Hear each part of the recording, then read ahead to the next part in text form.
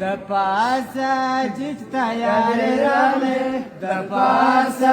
جج تیارې راغلې د زکو یک جانان ورکه جوابونه پر ځانګې رپېږه مو سپین سپین بیرغونه در څانګې رپېږه مو سپین سپین بیرغونه.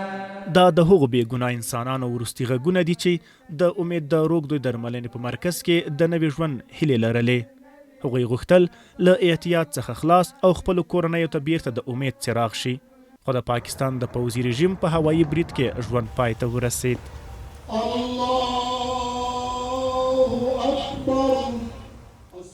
تازه د رواداري په نوم د بشري حقونو سازمان په خپل یو تازه راپور کې چې د یادو بریدونو له قربانیانو، عیني شاهدانو او ځایي سرچینو سره د مرکو پر بنسټ چمتو شوی، پکې راغلی چې په دغه موده کې د پاکستاني پوځي رژیم له لوري په افغانستان کې سلګونه بې ګناه ملکي وګړي شهیدان، سلګونه نور ټپیان او د همدو بریدونو له ویرې له 9,000 ډېرې کورنۍ له خپلو سیمو څخه بې ځایه شوي دي.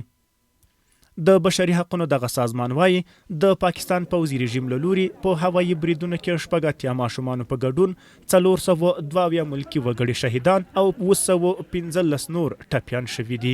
دغه سازمان همدارنګه ویلي دي چې له 2024 کال څخه تر 2026 کاله تر دې مهاله پورې د پاکستان پوځي رژیم حملې څېړلې دي چې د یاد رژیم له لوري په هوایي بریدونو کې استوګنیز کورونه، ښوونځي، جوماتونه، روغتیايي مرکزونه او نور عامه تأسیسات په نښه شوي او سخت زیان یې لیدلی دی. ورته مهال د نظامي چارو شنونکي وایي چې نړیوال سازمانونه باید په افغانستان کې د پاکستان پوځي رژیم د جنایتونو د څېړنې بهیر ته دوام ورکړي. دوی ټینګار کوي چې د پاکستاني پوځي رژیم دننه هر هغه چا چې په افغانستان کې د ملکي وګړو پر کورونو او استوګنیزو سیمو د بمبارۍ امر صادر کړی یا پر ترسره کولو کې مسؤلیت درلود، د قانون له مخې حساب ورکولو او محاکمې ته راکش کړي. د پاکستان د په تور لیست کې د جنگي جنایتکارانو په لړ کې شاملول او دغه دوسیه په عادلانه ډول سره د قضا د محکمې په لړ کې پریکړې ته آماده کول، زه فکر کوم چې پاکستان به د دغه ټولو بشري جنایت چې په افغانستان کې ترسره کړې ده د ده به زیان به افغانستان ته ورکول کېږي. خواشنۍ سره چې نړیوال با اعتبار حقوقي سازمانونه هم د پاکستان دغه حملې غندي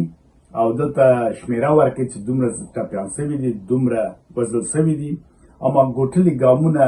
نه پورته کوي او عملي جنبه ولري یا تدابیر ولري یا دوی ته هغه عاملین په ګوته کې او سزا ورکړي، سزا ورته وړاندیز ورته وکړي، غراماتو مسله یا د د مخنیوي دپاره یو پروګرام جوړ کړي. د یادونې وړ ده چې تر دې وړاندې په افغانستان کې د ملګرو ملتونو د مرستندویه پلاوي یا یونما ویلي وو چې روان کال د پاکستان پوځي رژیم په هوایي بریدونو کې 28 ملکي وګړي چې ښځې او ماشومان هم پکې شامل وو شهیدان او 49 نور ټپیان شول. دغه نړیوال سازمان په کابل کې د امید په نوم د معتادینو د درملنې په مرکز د پاکستان پوځي رژیم په هوایي برید کې د تر لږه 290 ملکي وګړو مرګ ژوبله هم تایید کړې وه.